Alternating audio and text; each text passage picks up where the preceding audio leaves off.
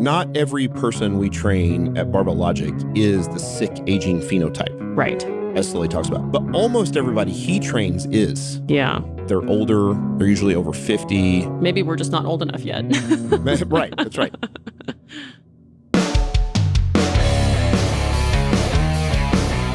You're listening to Barbell Logic, brought to you by Barbell Logic Online Coaching, where each week we take a systematic walk through strength training and the refining power of voluntary hardship.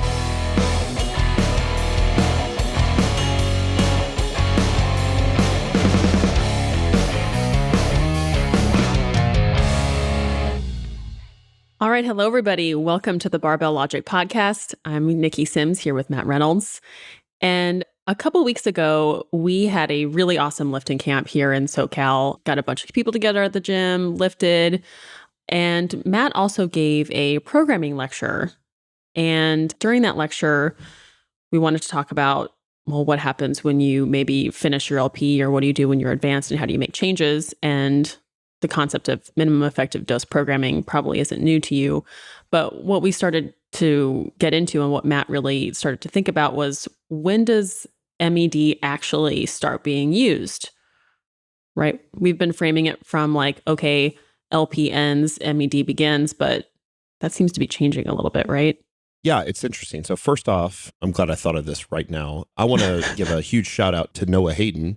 Yeah. Who's one of our coaches, and he talked about this a little bit, I think in the second episode of the Barbell Health series. And then we had him write a follow-up article. I'm not sure it's come out yet. And it's really like made me think. And one of the things I love about Barbell Logic is that we have such a great group of coaches and smart people that constantly bouncing ideas off each other. We are not super dogmatic really about anything. And so that allows us to be open to, we know there's places that we don't have it exactly right. And so, I don't think that there are a lot of places from a lifting perspective, strength perspective, programming perspective that we're wrong.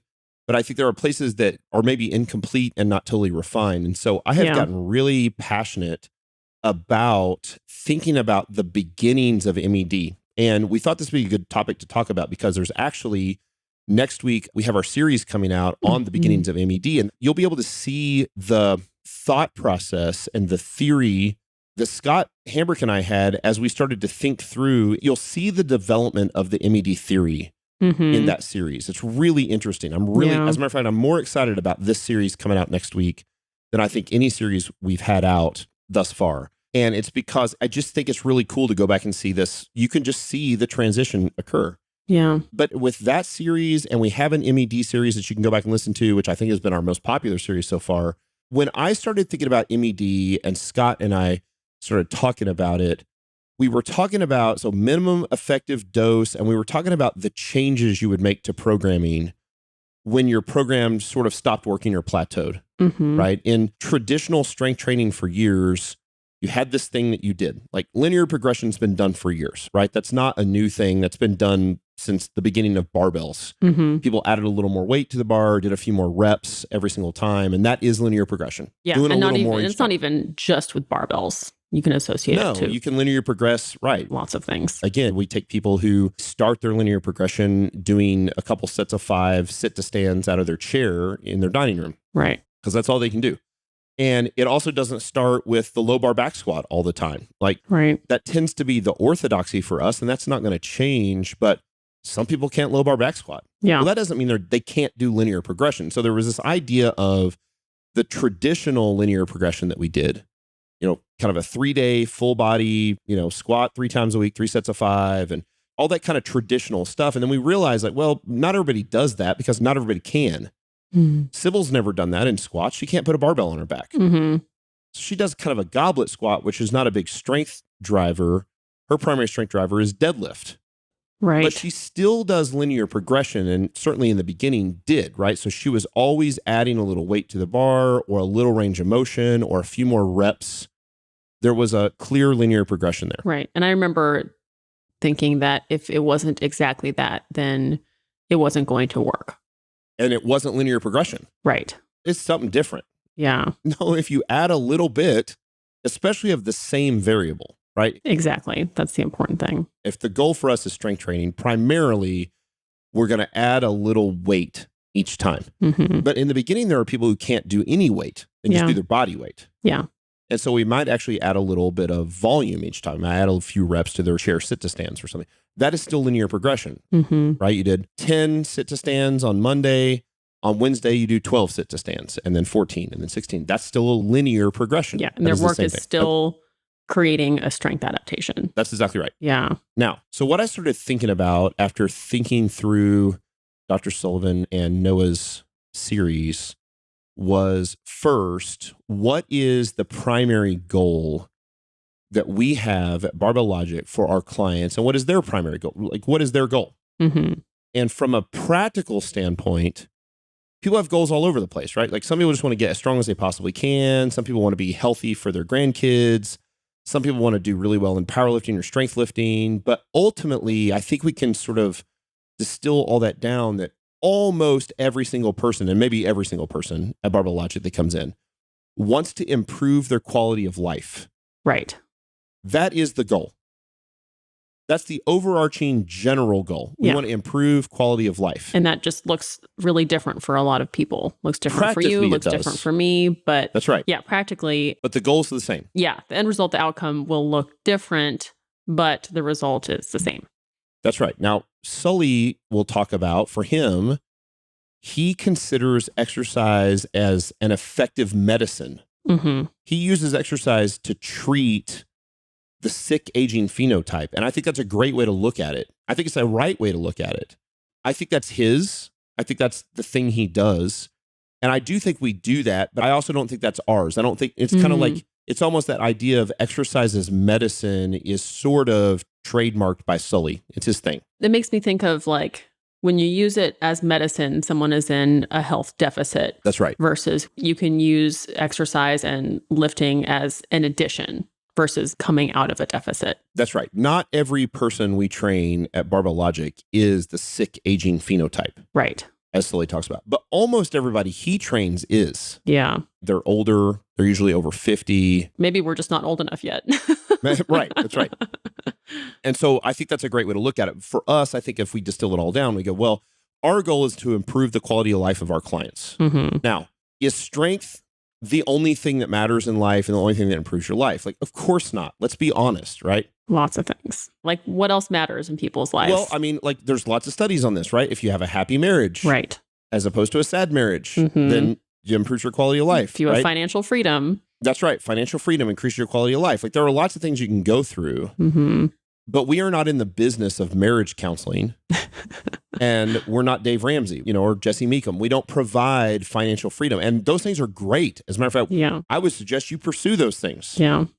That's just not what our business model is, right? So what we have found is that for us, there is a very general thing that occurs with the vast majority of people who pursue physical voluntary hardship through strength training that improves their quality of life. For the vast majority of people, it's very general, right? What that looks like, where it starts. So what are some examples of improved quality of life because of strength training in our clients? It would be, I can do all the things that life throws at me. I can get in and out of my car without a problem. I can get off my toilet without a problem. I can play with my kids or my grandkids without a problem. I can go out and throw the football around with my kids. Like, it depends on what your life is. It depends on what your age is. It depends on what your demographic is. It depends on, but yeah, there are aesthetic improvements. And I think one that we see a lot is, I think people will flounder trying to improve their life and they don't know what to do. But now they have this habit that is promised improvement every time you do it. So it's an addition of a habit that for sure provides improvement. And even that is a huge quality of life addition. That's exactly right. You start to have control over something. I completely agree. So what we've done is, and I want to be very clear that I don't want to be anticlimactic here, that when we get to the end, like what we're trying to do is we're trying to figure out like, what are the means to the end, but also like, what's the theory? And let me give you a little teaser. The end is basically the same as what it was, but I feel like we have a better grasp of why we got there. Yeah. Why strength training with barbells and linear progression, and like, why is that best? Yeah. Right? Because I sort of took that for granted for a long time. I knew it worked. I'd done it for years. I'd coached it for years. I knew that stuff worked, but ultimately, I think it generally works because it improves quality of life. Now, there are those, again, without going down a big rabbit hole here, you've heard it talked about how strength improves kind of all aspects of fitness. And you've got like the 10 aspects of fitness that CrossFit and, the Dynamax guide came up with. And I don't know that I totally agree with all those. The general gist is that strength improves pretty much all aspects of fitness. Yeah, where like strength can, to some level, improve all of the other domains of fitness, but the other ones don't improve strength. That's exactly right. It's not a one-way street. Right. I mean, it's not a two-way street. It's a one-way street. It's a one-way street. Only strength improves everything. Now, here's the other thing. Most of those other aspects of fitness, those things like, power and speed and mobility and agility and coordination and, all that kind of stuff, they're not really very trainable, at least after a short period of time. You can't really train to get faster for very long. Right. You can work on your sprinting form or work on the skill. Train your vertical jump for very long. That's right. Once the skill is developed, the only thing that really makes it better is strength. And a lot of it is still limited by genetics, by age, and by genetics. Right. And so strength tends to improve all of those things.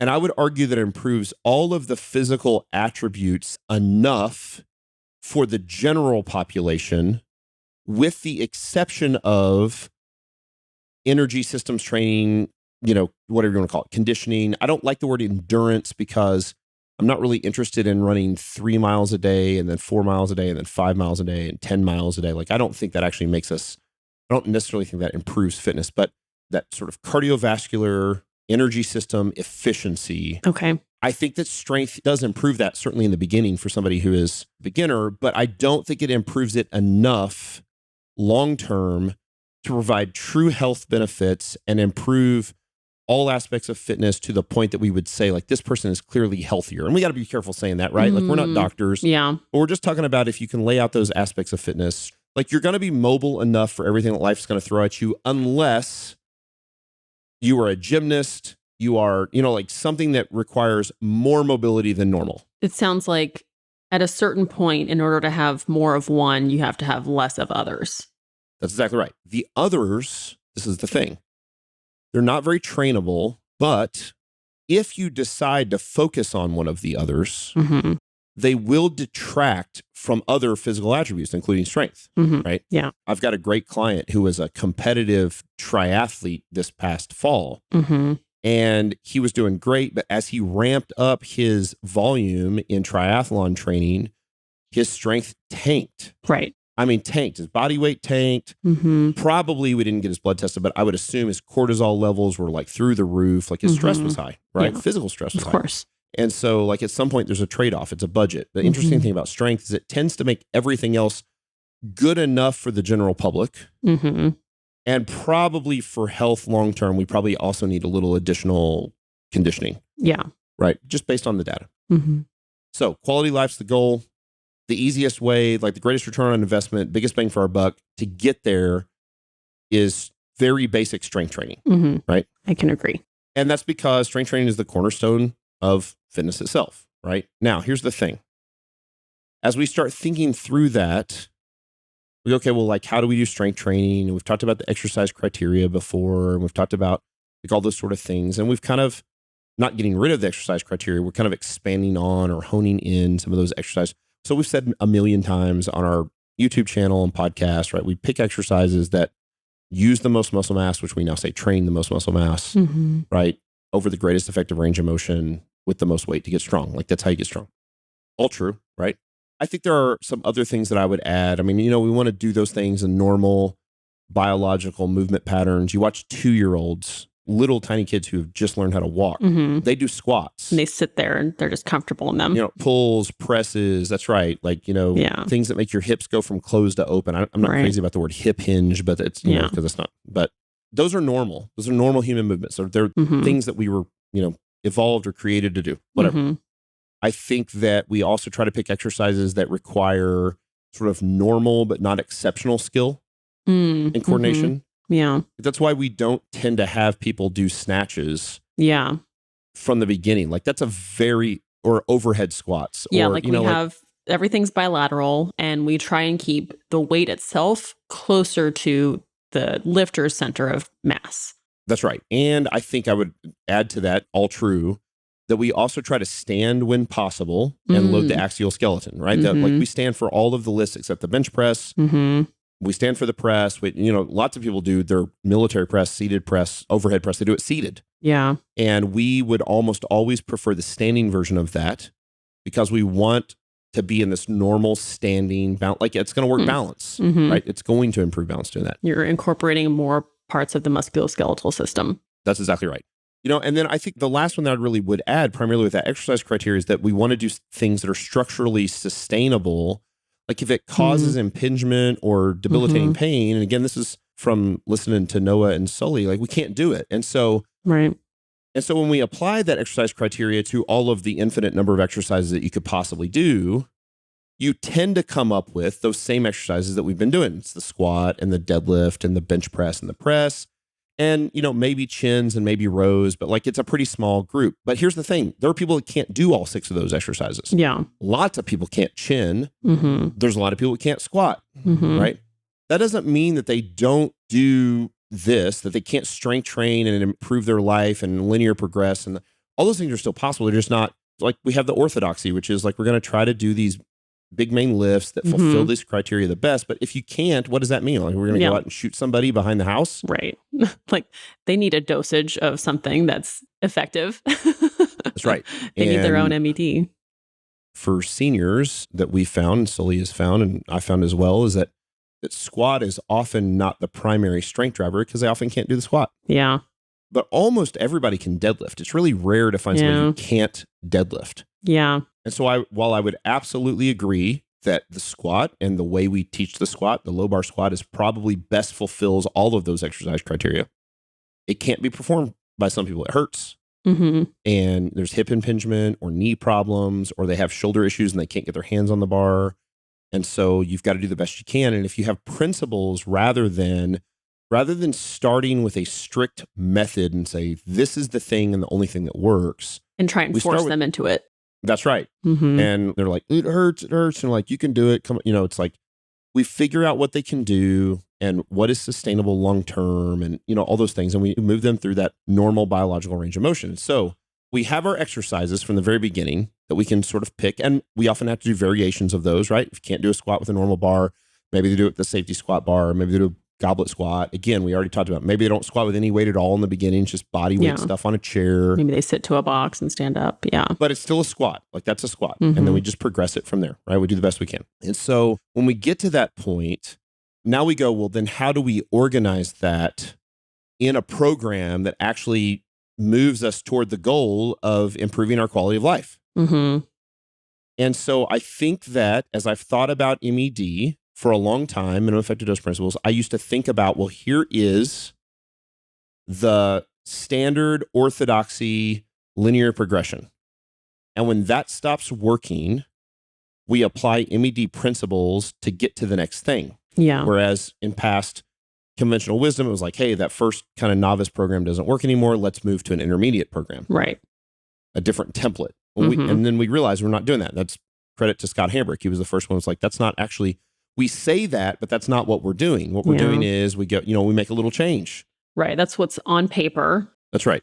And what actually happens is we've taken what's on paper and applied it to actual humans. That's right. And so the 2D ink version of programming now becomes the 3D human version of programming. That's right. That's right. Now, when you think about that from a very theoretical, philosophical, and practical standpoint, minimum effective dose changes, and I'm sure our listeners, you should be familiar with this at this point, but the idea is, what is the smallest thing we can change for the maximum return on investment? It's that simple, right? It's probably not changing the whole program. It's probably making one small change. It's a small change, a single variable or a couple variables at most. And so rather than MED changes starting when linear progression stops working, I would argue that very strongly that minimum effective dose starts on day 2 of training. Right. You find your start point on day 1, which could be anywhere, which could be a low bar back squat for 3 sets of 5. But it could also be a chair squat for a set of 5. Yeah. Wherever the start point is.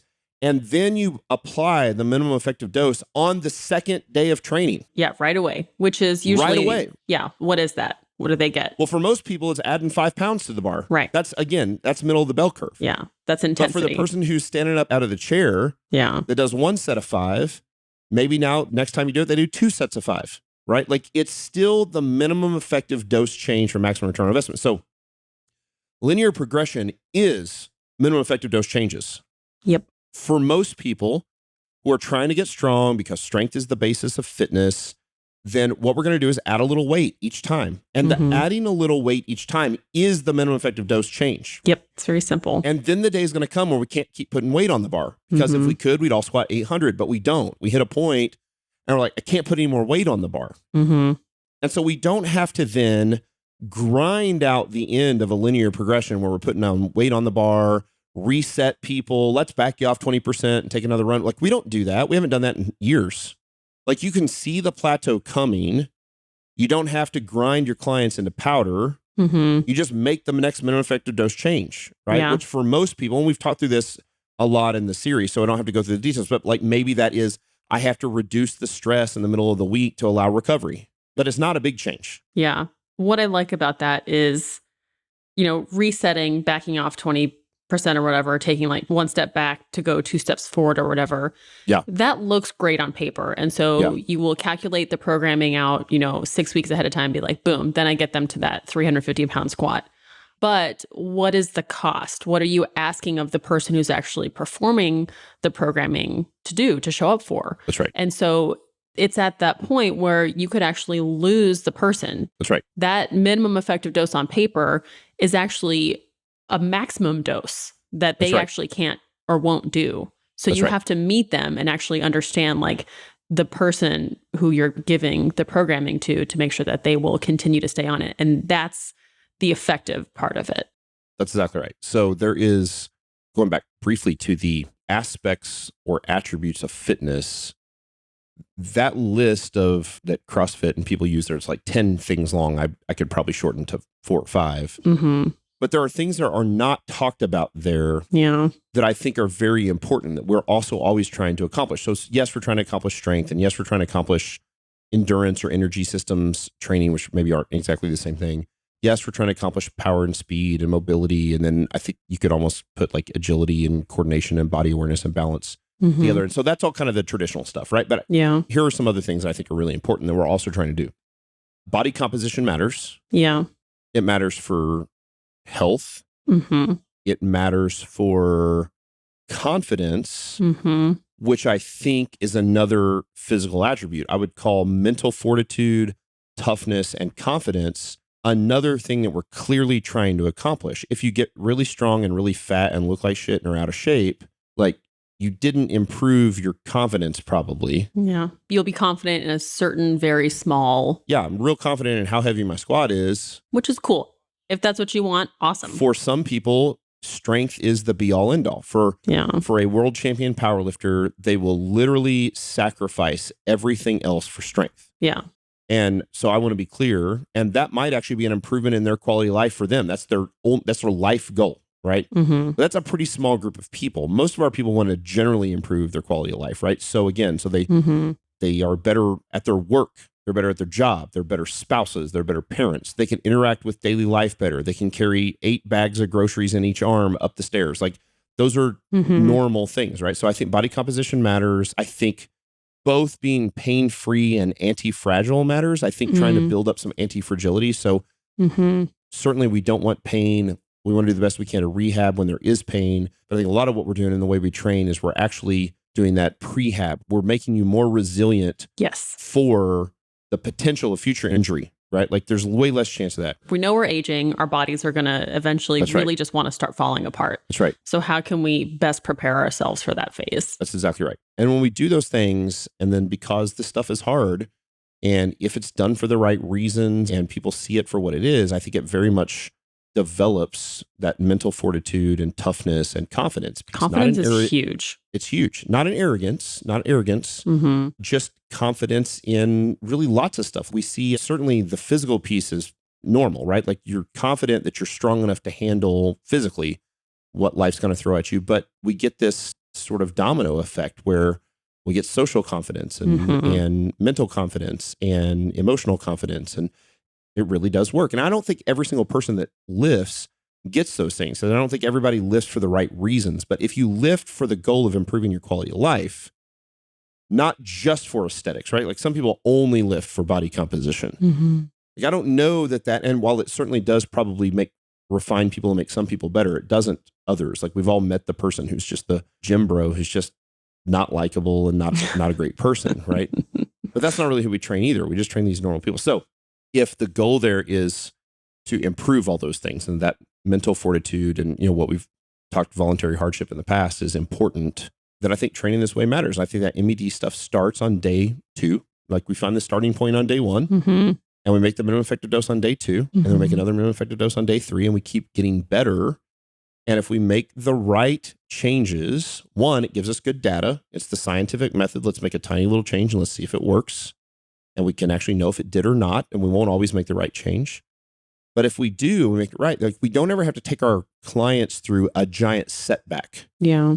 Which is the thing you were saying. Like the problem with the reset is actually what happens mentally to the client. Like, man, I was squatting 350 2 weeks ago, and now I'm squatting 305 or 310 or 315. And it's still really hard. Yeah, and it's still really hard. Like what happens? I'm regressing, right? And so we do the best we can, and it doesn't always work perfectly, but if it did, if we were exactly precise in applying the minimum effective dose, and we had very clean consistency of life stress of our clients, right? We could apply that, right? So the thing that you don't think about is like, what does life stress look like? I mean, and you just don't know. Like sometimes your clients communicate that to you, sometimes they don't. And then sometimes, most of the time that life stress is not known that it's going to occur before it occurs. Yeah. The big drama at work or the problem with the relationship or whatever it is that has a clear negative impact. Yeah. And then the minimum effective dose is actually probably a reduction in training stress. Like maybe you're not increasing something, but you're actually toggling it down a little bit.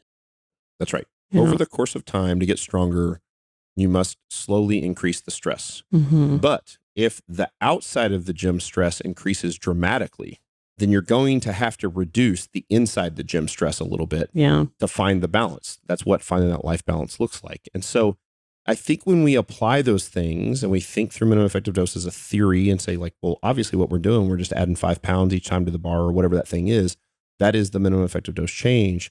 We can actually start to delineate and sort of distill programming criteria, which we haven't really ever talked to. I know we've talked a little bit about MED, that kind of simple over complex and efficiency over excess, stuff like that.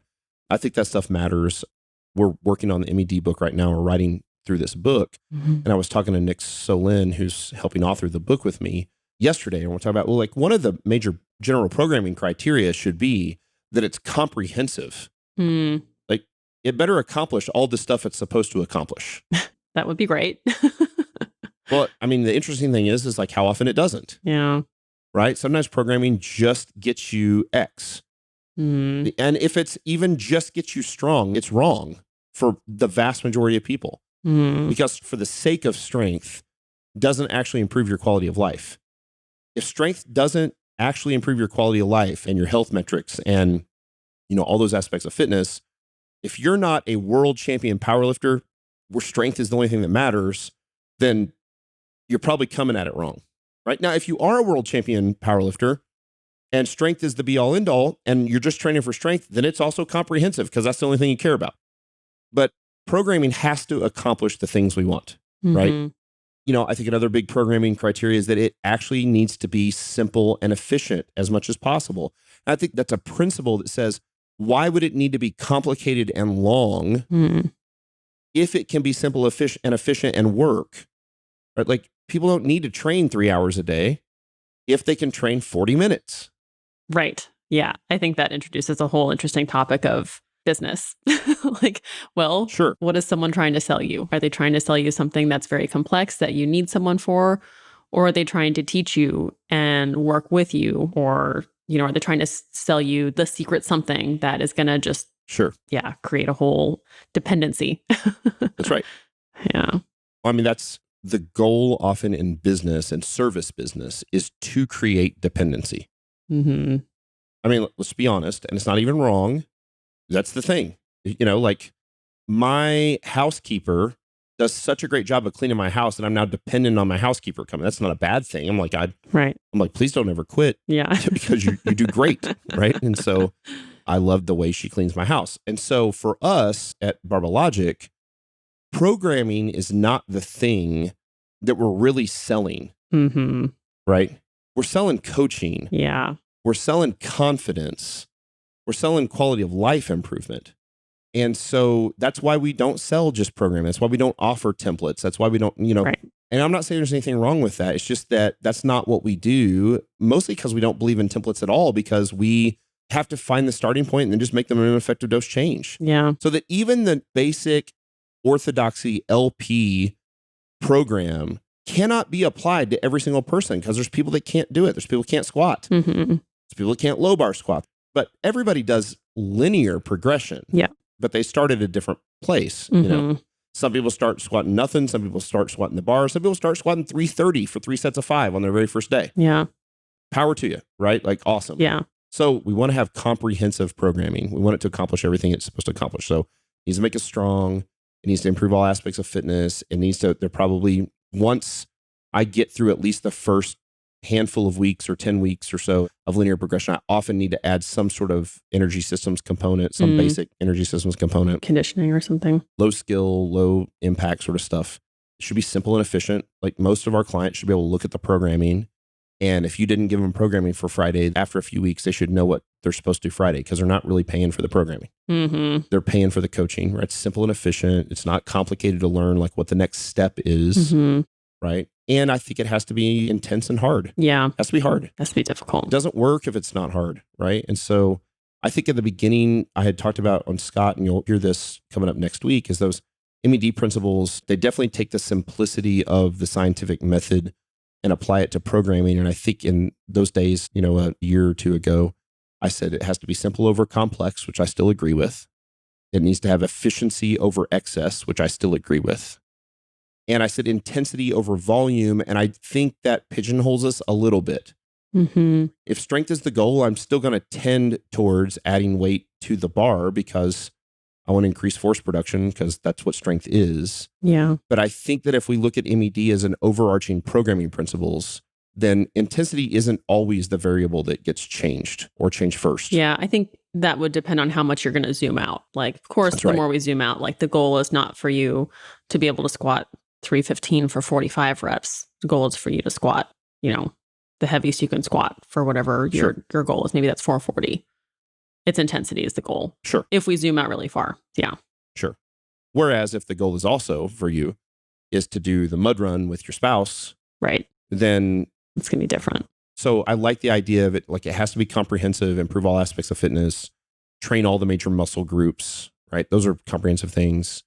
Simple and efficient. We want to do that with the least number of exercises as is practical. Mm-hmm. I don't need to do 30 exercises. I probably need to do like 6 total, or maybe even 4. Mm-hmm. The 4 big, plus maybe a chin or pull up or lat pull down, and then maybe a row, maybe. I don't want it to largely negatively interfere with other adaptations. Mm-hmm. So if my conditioning component is to run on the street for 2 miles, high impact, hurts my knees, hurts my ankles, hurts my hips, probably not the best choice for conditioning. Yeah. There's a better option there.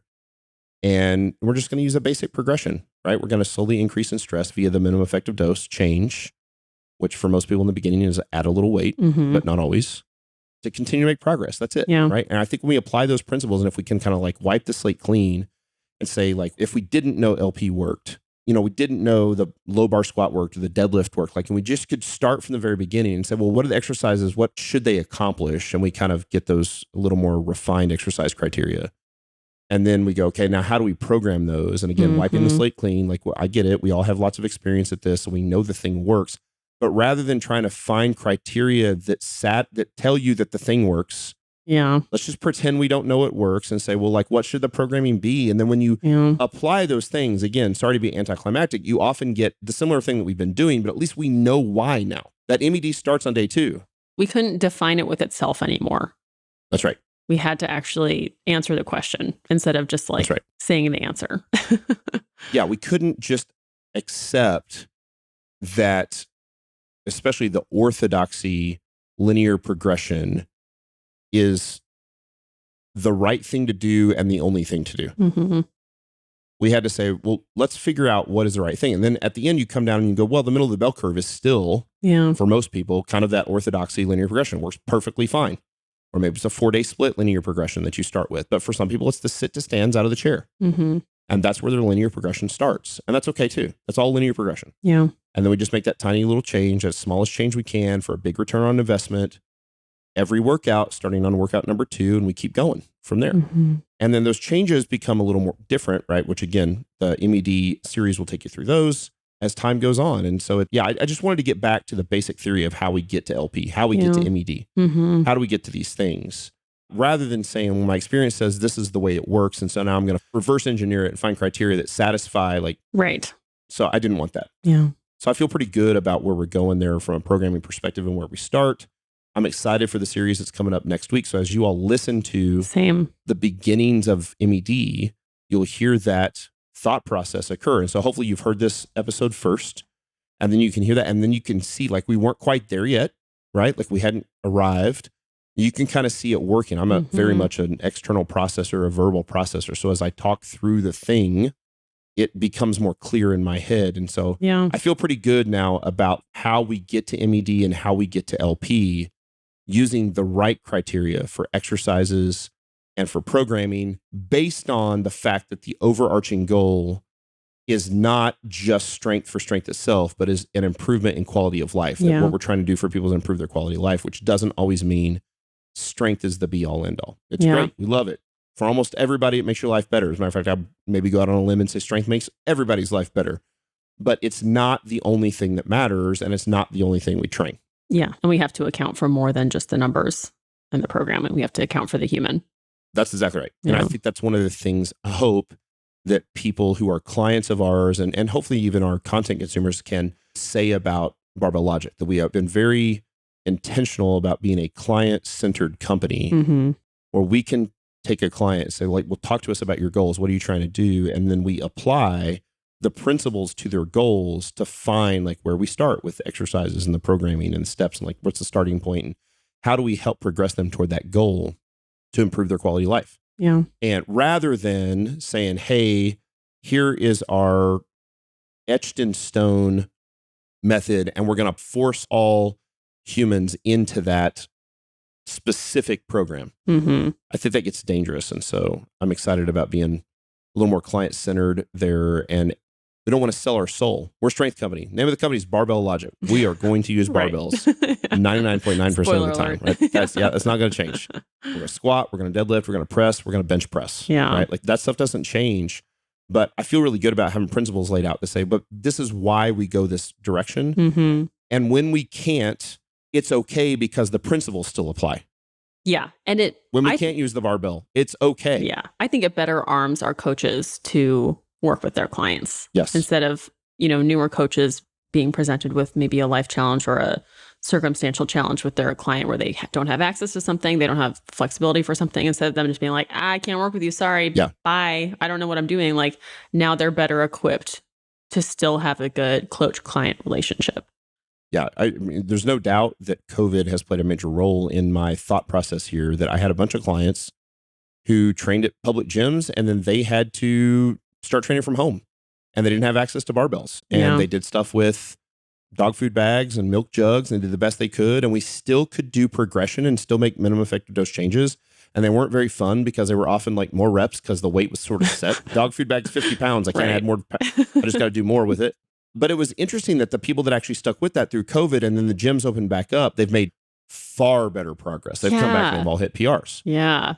And so you realize it actually is not, they don't actually have to do low bar back squat for 3 sets of 5 or whatever. There are options when we are not in the best case scenario to do the best we can with what we got. Yeah. We can do that. We can apply these same principles and they work. That's cool. So there you go. So there's the beginnings of programming and the beginnings of MED. And hopefully this is a good kind of transitional episode into the series that will launch next week. And so thanks for listening. Thanks for listening to us kind of process through this verbally. And we're excited about where it's going. Me too. Yeah. Awesome. Cool. Thanks for listening to Barbell Logic. We love a 5-star review on iTunes or any of your favorite places where you listen to the podcast. Do it. And we will catch you next Monday. Cool. See you then.